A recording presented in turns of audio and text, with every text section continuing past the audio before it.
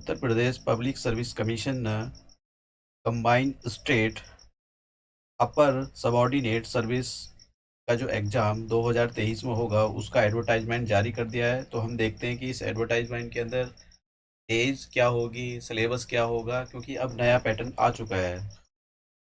Uttar Pradesh public service commission ने optional को हटा दिया है और उसको हटाकर उनकी जगह 2 सब्जेक्ट रखे हैं, उसके बारे में भी देखेंगे। तो आप यहाँ पर आकर इस पर क्लिक कर सकते हो। जैसे ही आप क्लिक करोगे तो एक ये नए पेज पर आपको खोल देगा। तो यहाँ पर लिखा हुआ है कंबाइंड स्टेट अपर सबऑर्डिनेट सर्विस एग्जामिनेशन। आप यहाँ पर जाइए, व्यू एडवर्टाइजमेंट पर इस पर क्लिक कर देना है आपको और इंग्लिश में देखना है तो आप इस पीडीएफ पर क्लिक कर दो। देखिए, ये आपके सामने नोटिफिकेशन आ गया है। तो अब मैं, मैंने ऑलरेडी ये नोटिफिकेशन खोल कर रखा हुआ है तो हम इसके बारे में बात करेंगे। सबसे पहले बात करते हैं कि कौन कौन सी डेट इम्पोर्टेंट है।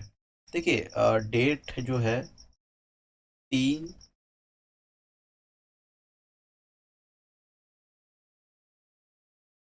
ये जो ऑनलाइन एप्लीकेशन स्टार्ट होंगी, मतलब हो चुकी हैं, 3 मार्च 2023 से ये स्टार्ट हो चुकी है। ठीक है। और ये कब तक फॉर्म ऑनलाइन रहेंगे? ये रहेंगे आपके 3, और जो मतलब लास्ट डेट रहेगी इसको सबमिट करने की वो रहेगी 3/4/2023। ठीक है।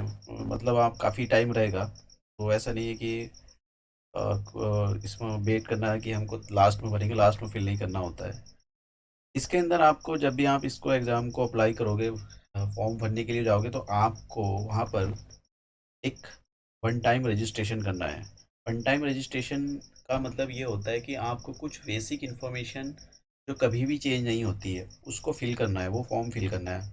उसके बाद जब भी आप Uttar Pradesh public service commission के का कोई भी नोटिस जारी होगा, एडवर्टाइजमेंट जारी होगा, तो आप उस फॉर्म को फिल करते हो तो वो आपकी जो पहले से भरी हुई जो आपकी इन्फॉर्मेशन होगी उसको एक्सट्रैक्ट कर लेगा। ठीक है। वो तो फिर आपको बार बार इन्फॉर्मेशन देने की ज़रूरत नहीं होगी, जो अपना फॉर्म होगा उसी को फिल करना होगा। अब इसके अंदर आपको सबसे पहले तो यही करना होगा कि आपको, और इसके अंदर जब आप ये सब फिल कर रहे होंगे वन टाइम रजिस्ट्रेशन, तो इसके अंदर आपको कुछ बेसिक चीज़ें मांगेगा, जैसे नाम वगैरह आपका, तो वो वहाँ पर सभी जो आपके डॉक्यूमेंट में लिखी हुई है उसी के अकॉर्डिंग फिल करना है। ऐसा नहीं कि आप अनाप शनाप कुछ भी डाल दो, बट अदरवाइज आपका जो फॉर्म होगा वो रिजेक्ट हो जाएगा फिर लास्ट के अंदर, अगर कुछ ऐसा मिसमैच होता है तो। अब यहाँ पर हम इसके अंदर इन्होंने बोला है कि जब भी आप एप्लीकेशन फॉर्म फिल करोगे तो आपको जो एक तो मोबाइल नंबर, ठीक है, जो आपके पास कोई मोबाइल नंबर हो वैलिड जो चल रहा हो, और ईमेल आईडी, ये 2 चीज़ आपको बिल्कुल ठीक से डालनी है, क्योंकि जो कम्युनिकेशन होगा वो इन 2 चीज़ों पर होगा आपका। मेन कि आपको कोई जैसे ही आपका फॉर्म, सपोज़ करो आपका प्री क्वालिफ़ाइड कर लिया है तो आपका इसी पर सब कुछ आएगा, ईमेल पर आएगा। तो इसीलिए ये बहुत ज़रूरी होता है कि आप कोई भी मोबाइल नंबर या ईमेल आईडी दो तो वो बिल्कुल एकदम वैलिड होनी चाहिए, ठीक होनी चाहिए। अब हम यहाँ पर और कुछ, हाँ देखिए, जैसा आपको पता है कि ये जो है 14 मई को इसका एग्ज़ाम होएगा, प्री का एग्ज़ाम। तो अभी अप्रॉक्सीमेट 70 डेज़ का टाइम है, तो 70 डेज़ के अंदर हम और भी देखेंगे कि क्या क्या इसके अंदर हमारी प्लानिंग रहेगी। अब आगे चलते हैं।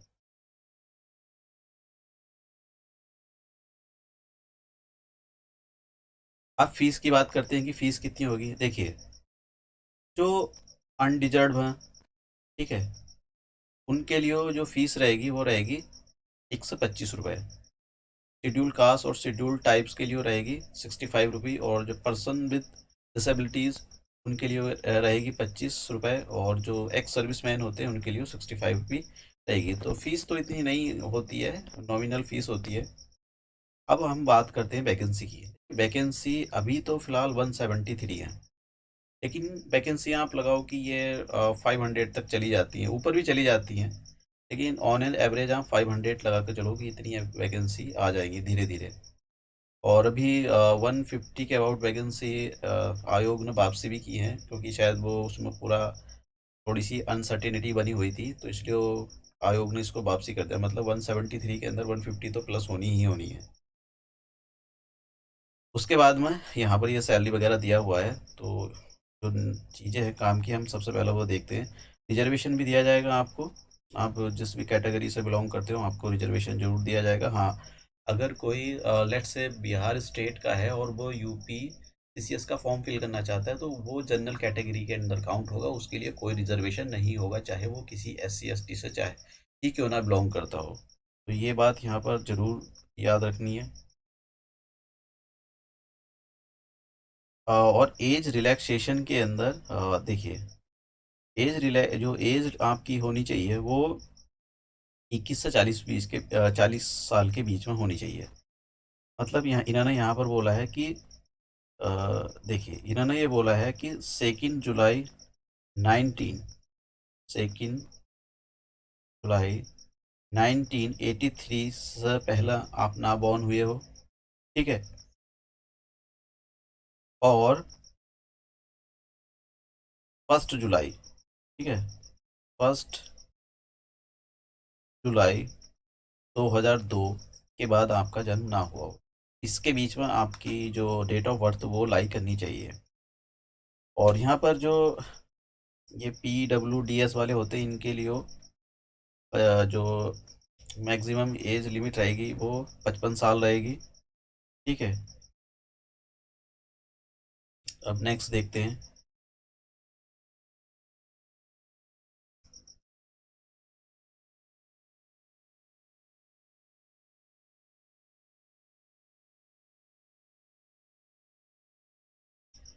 अब देखिए, हम एग्ज़ाम के बारे में बात करते हैं कि जो मेंस का एग्ज़ाम होगा, अभी प्री के बारे में देखेंगे। जैसा आपको पता है कि जनरल हिंदी पहले भी होता था, अभी भी होएगा, इसमें कोई चेंज नहीं है, 150 मार्क्स का आएगा। एस से पहले भी होता था, अभी भी होएगा, ये भी 150 मार्क्स का आएगा।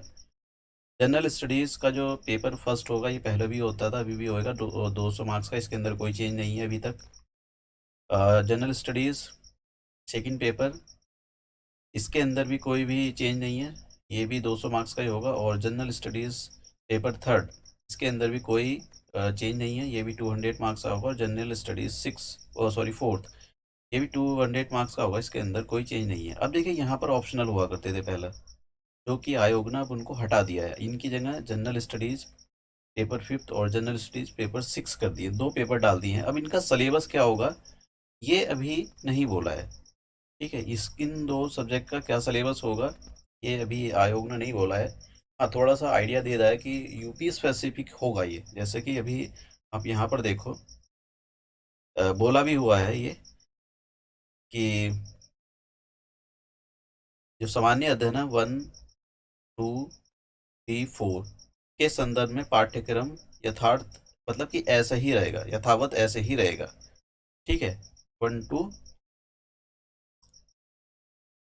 अब देखते हैं कि इसके अंदर पेपर फिफ्थ और सिक्स के बारे में। उत्तर प्रदेश जैसे ये लिखा है पाठ्यक्रम, इसके आपको वेबसाइट पर मिल जाएगा, ये सामान्य अध्ययन का ये। जैसे ये दो पहले ऑप्शनल होते थे, तो इन्होंने बोला है कि पेपर 1, 2 और पेपर थर्ड फोर्थ, इसका जो पाठ्यक्रम होगा वो ऐसा ही रहेगा। और पेपर